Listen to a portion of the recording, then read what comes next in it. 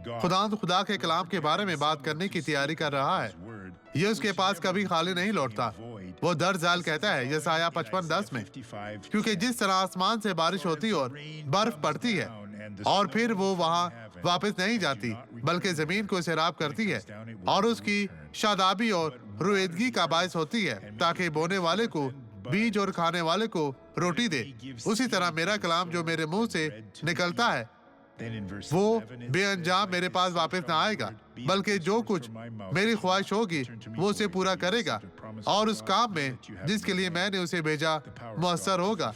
आपको खुदा की तरफ से एक वादा मिला है। जान ले कि आपके हाथ में जो कुछ है वो उस वादे को पूरा करने के लिए खुदा की ताकत से आया है। खुदावंद आपको बरकत दे रहा है।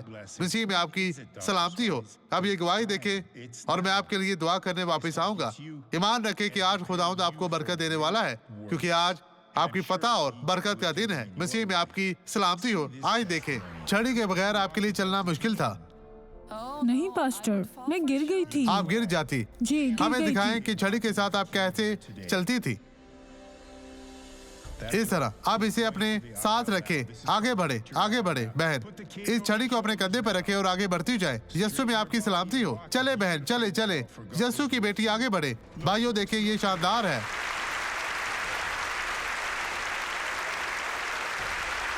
ये हमारा शानदार खुदा है जो काम करता है।